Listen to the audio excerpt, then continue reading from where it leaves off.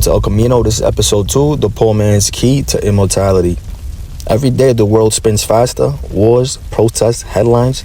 They talk about saving the planet while forgetting the people. But I keep asking one question. Why did God make us last?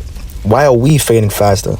That question led me to an old name in the Bible, Methuselah, and two people I once knew, Lilo and Abuela Ercilia. Their lives might hold the poor man's key to immortality. Let's explore a little deeper. There's a voice that loves decay right here. He doesn't carry a pitchfork. He carries marketing slogans. You understand? Skip the cooking, the devil says. Swallow the pill, the devil says. Breathe less, the devil says. Buy more, the devil says. The ancient enemy never stopped working. He just learned to sell comfort. He turns death into efficiency and calls it progress. You understand? The age of biohacking with Dick Gregory and the queen of fasting. These days, the rich chase immortality through science. You understand? They call it biohacking, mapping the code of their own blood. They send labs their urine, their hair, even their stool, hoping to read the body's secret language. For the right price, you can track how every bit of food shifts in your chemistry in real time. It's smart, not gonna lie. It's impressive, but it's also expensive for the average daily Joe Schmo in the street. And here's the twist. The poor have been biohacking since before the word even existed. Fasting when food ran out, for example. Walking miles instead of sitting in cars, for example. Drinking teas instead of pills, for example. Breathing real air, not recycled air conditioning, for example. Long before tech, Dick Gregory was already on top of this. He was ahead of the curve. You understand? Dick Gregory, for people who don't know him, he was a comedian, an activist who turned fasting into a protest and a prayer. He detoxed the body and the nation at the same time. You understand? And in Philadelphia, there was a queen of fasting. Dick Gregory put me onto her, a woman who went months without food and living on prayer and water and sunlight. Her discipline became legends among people. You understand? These were the original biohackers, the ones who trusted the body God built instead of the system man sold.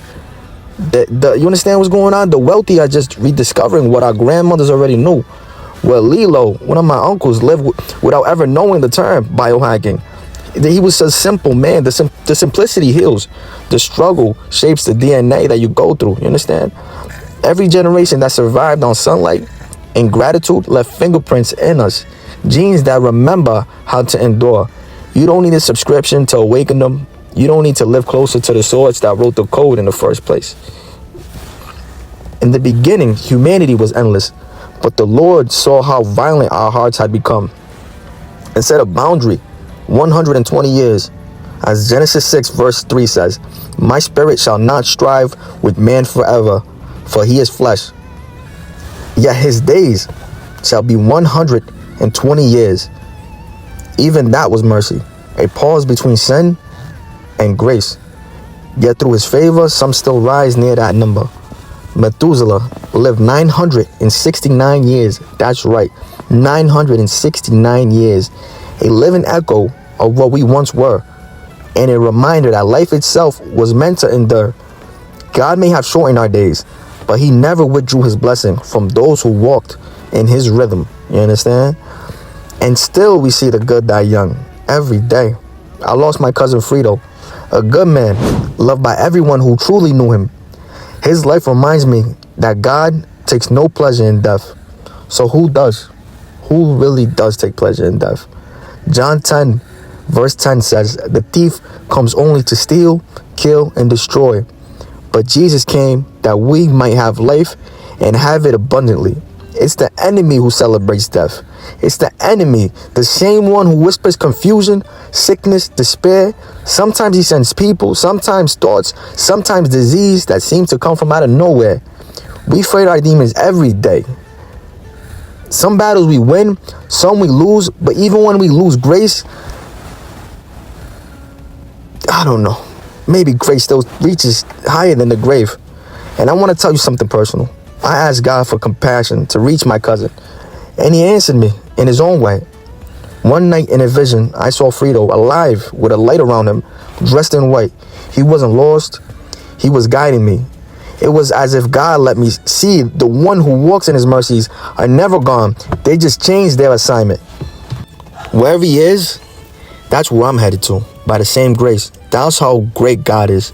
Even in loss, he sends proof of life. He turns mourning into direction, darkness into a lantern for the rest of our path. Amen. And it reminded me that life keeps teaching even through loss. Every lesson in sorrow points us back to what sustains the body and the soul. How to keep going, how to keep building. Sickness itself is part of the same war. Some of it man-made, much of it spiritual. The devil uses decay to discourage creation. But God raises minds, scientists, healers, everyday people, you understand, to fight back. The smartest among us study cancer, mental pain, the diseases that break families. They are warriors too. Every cure, every act of compassion is a rebellion against darkness, a rebellion against the enemy. Even modern science admits the body remembers the old rhythm. Cells rebuild, organs regenerate, fasting resets the code. The poor man's lab is his own body. No grant, no patent, just discipline and sunlight. Every prayer, every clean meal, every walk under the real sky, real fresh air, rewrites a little of that lost design. You understand? Some people call it grounding, but at the end of the day, they're spending billions to live longer. But I knew a man named Lilo who had nothing, no mattress, no medicine, just God and sunlight and the land. Lilo slept on a cement with a yellow pillow and a Rottweiler by his side. He ate what the island gave him. Breadfruit, coconut water, mangoo, maybe a little bit of fried fish when he caught it. He worked every day, not in the gym, but under the sun. 70 years old, skin tight on the bone, voice light like the wind. But he smiled every morning and thanked God. No stress, no chemicals, just peace. They said he never took care of himself, that he was what we call a player, a papi chulo, who loved women till the very end. But somehow he kept on living. Maybe Lilo didn't live 900 years, but he carried the same code: work, sun, gratitude, and a heart that refused to quit. That's the kind of man science can't explain. Maybe immortality isn't about never dying. It's about living pure enough that death takes its time finding you. You understand? But let's take another twist. Abuela Ercelia's path. They used to say he was a player, a papi chulo, but in the end, it was her. It was my grandma who lasted. Ercelia Ceballos was 96 years old. She never had a servant, never needed one. Everything she ate came from her own hands, from her own garden in the Dominican Republic. She made sancocho that could wake the dead, ponche de huevo with her morning coffee, milk straight from the cow, tea of ginger and lemongrass, rice, beans, and meat from the yard, mangoo with love. You understand? All natural, no shortcuts, no chemicals. At the end, she got sick, stopped eating, and after a fall, she left us. But the strength that woman carries still lives in us. Still lives in me, you understand? El Camino isn't just my path, it's hers. The path of living simple, eating real, and trusting God to keep us standing. The Father takes no pleasure in death at the very end, you understand? The enemy is the one who celebrates it. He counts it, he profits from it. But life still belongs to God. Every act of care, every fast, every thank you, whispered over a plate of real food. That's rebellion against the grave, you understand? The world says immortality costs billions. Heaven says it costs obedience. And the proof is written in every heartbeat, still willing to praise. Amen. This is El Camino. Walk with me, and let's continue this journey together. America is not just divided by politics. It's divided by pain. Every headline says shooting, identity crisis. But no one's asking the deeper question. What's happening inside these kids? We talk about mental health like it's a trend. But this generation, they're growing up unseen. The parents are in the rat race, working 40 to 50 hours just to keep a roof up. You need $33 an hour, they said, to survive. Rent's $3,000, groceries, card note, everything's rising. Mind you can't barely even invest to save for your future while everything's going up.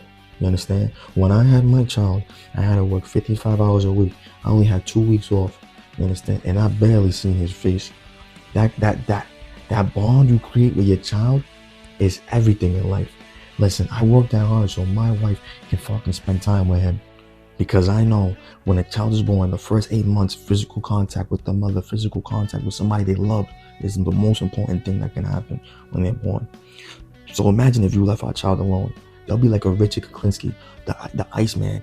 He's a hitman for the mafia. When he was born, his parents weren't able to touch him for 3 or 4 months. He ended up growing up to be a serial killer, a hitman, a famous one. This is incredible. So just imagine this. So our children are left alone in rooms, going blue from phone screens, scrolling through thousands of faces that never look back at them, right? So this is not just depression or confusion. This is neglect, pressure, and silence. Some kids don't even know what normal love feels like anymore. Only rejection, only screens, only echo chambers. So what if we stopped treating them like problems and started treating these kids like people who need to release that energy? You understand? Couples go to anger rooms to smash plates, TVs, just release stress, right? They put on a whole suit and have fun. But why can't we have something like that for kids too in America? Imagine a space filled with light, with kittens, with bunnies, with Peace Cafe. They can breathe clean air, paint, laugh, or even throw a food fight in safe suits like the parents do when they're having disputes and releasing their anger. We do it for children. Just let them break the pressure before the pressure breaks them. We keep saying America needs to fix the system, but maybe what we really need is to make room. You understand? Room for what? Room for healing, room for emotion, room for these kids who are quietly drowning. Let's build those rooms. Let's give them air before they explode, because behind every tragedy, there was a child who just wanted to be seen. And listen, you can give your kid all the devices, the newest PlayStation, the newest sneakers, the newest thing, the newest that, but there's nothing that beats a child than having a best friend. You understand? And how are you going to be your child's best friend when you barely know them because you barely spend time with them? And this is what's going on in America, because a rat race has been activated.